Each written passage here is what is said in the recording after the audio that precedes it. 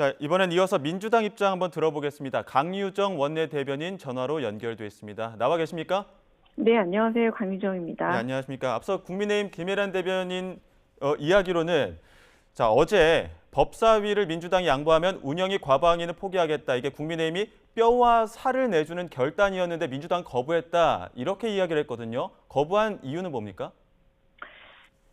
원천적으로 그리고 원안에 있어서 민주당이 먼저 제의한 부분이 법사위와 운영위를 민주당이 위원장을 가져야겠다. 왜냐하면은 지난 21대 국회 하반기에 이 법사위와 운영위를 국민의힘에 내줘본 경험이 있었습니다. 근데 특히 법사위가 옥중호 형태로 문턱을 가로막으면서 21대 국회 법안 처리율을 36.6%에 그치게 만든 장본인이 되었는데요. 그런 부분에서 민생이라던가 여러 가지 국민적 의혹을 해소하는 특검법이라던가 이런 부분에 있어서 속도감 있게 일하는 국회로서의 면모를 갖추기 위해서 무엇보다도 법사위원장을 야당의 몫으로 챙기는 게 매우 중요했던 겁니다. 이 대전제라고 하는 것을 거래 혹은 협상의 안으로 제시한다라는 건 저희한테는 원천적으로 아예 총선 불복의 메시지에 가까웠기 때문에요. 이건 협상의 대상이 되기 어려운 그런 제안이었습니다. 예. 지금 국민의힘은 상임위 보이콧, 의사일정 거부하고 15개 자체특위 가동하겠다. 이러한 어떤 검토 카드를 시사하고 있었는데 이런 대응 방안에 대해서는 어떻게 생각하십니까? 사실상 이 상임위 보이콧을 넘어서서 장외 투쟁을 장기화함으로써 국회를 상권 분립되어 있어서 지금 행정과 한편으로 대통령실을 견제할 수 있는 국회의 권한을 상당 부분 약화시키려는 것이 아닌가라는 생각이 드는데요.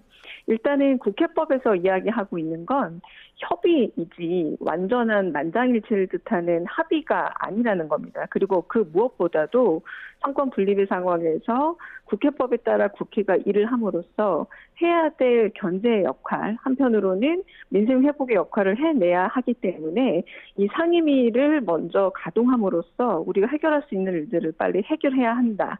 그러므로 국민 위해서 일하는 국회 만들라는 총선의 민의를 반영하기 위해서는 좀 재빠르게 상임위를 국회법에 따라 만들어야 하는 거고요. 그리고 의장의 의도도 마찬가지입니다.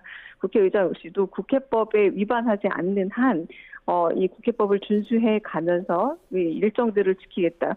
앞서 45일이나 혹은 50일 정도로 국회 구성이 늦어졌다라는 것은 모두 국회법 위반 사항입니다. 예. 그런 위반 사항들을 그 관례라는 이름으로 미화할 수 없다라는 게 지금 민주당의 입장입니다.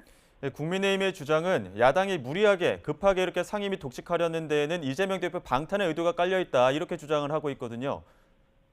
여기에 대해서 어떻게 보십니까? 오히려 좀 되묻고 싶은데요.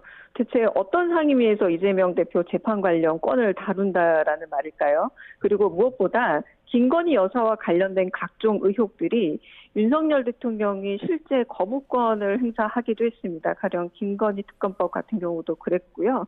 그래서 오히려 이건 김건희 여사 방탄을 위해서 국회 운영을 막고 있는 것이 아닌가. 그 국회가 정상화되는 것을 그 방탄이라는 용어를 지금 이재명 대표가 아니라 지금 대통령실 그리고 김건희 여사 의혹에 대한 방탄으로 쓰려는 게 아닌가라는 게 오히려 더 의혹의 대상으로 가고 있습니다. 예. 그래서 여야 모두 일하는 국회를 외치고 있지만 오히려 지금 국민의힘이 하고 있는 말 국정기조를 바꿔야 한다라는 그런 용기를 대통령실에 조금 더 해보면 어떨까라는 생각을 하기도 합니다. 예.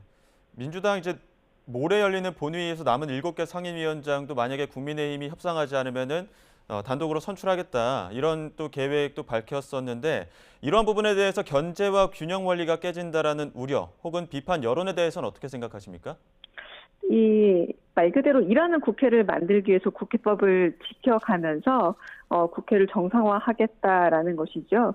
그러니까 국정 전반에 대한 견제와 균형 기능을 찾는 것이고 무엇보다 지금 2년여의 그 대통령 재임 기간 동안 무려 14건의 거부권이 행사됐습니다. 심지어 국힘 의원들을 모아두고 거부권을 적극 활용하라고도 했죠. 그렇다면 여기에 대해서 입법부가 뭔가 대응을 해야 하고요. 그리고 무엇보다도 최혜병 특검법 같은 경우도 지금 사망 일주기 7월 19일이 다가오고 있습니다.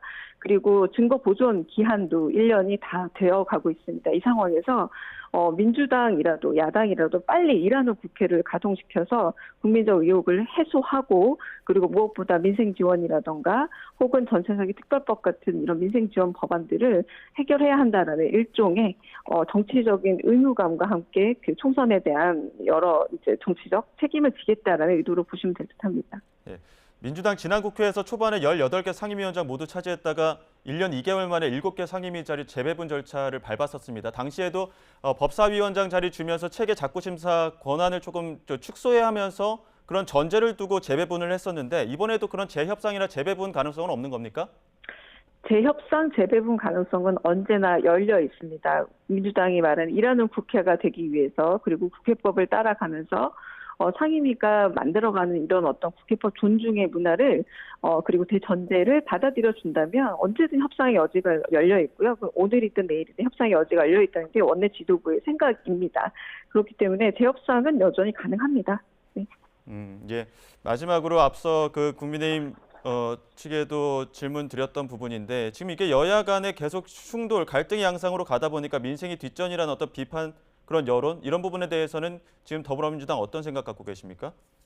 민생을 살리기 위해서 지금 원구성을 국회법에 따라서 서둘러 마무리 지으려는 겁니다. 방금 말씀드린 것처럼 지금 우선 추진 과제라고 할 수 있을 그 세 가지라고 한다면 최혜병 특검법을 다시 발의해서 그 의혹을 밝히는 거고요. 그리고 전세사기 특별법을 포함할 수 있는 민생지원법을 한편으로 다시 이거 발의한다라는 거고 한편 마지막으로 이제 방송 3법을 통해서 여러 가지 문제들, 현안들, 시한이 촉박한 문제들, 다시 말해서 민생을 오히려 해결하기 위해 그리고 일종의 대통령실과 행정이 가지고 있는 일종의 독주를 오히려 멈추기 위해서 이런 부분에서 원이 빨리 재가동돼야 되고 또 정상 가동돼야 된다는 게 원칙적인 생각입니다. 예, 알겠습니다. 여기까지 듣도록 하겠습니다. 지금까지 네, 더불어민주당 감사합니다. 강유정 원내대변인과 연결해 봤습니다. 고맙습니다. 감사합니다.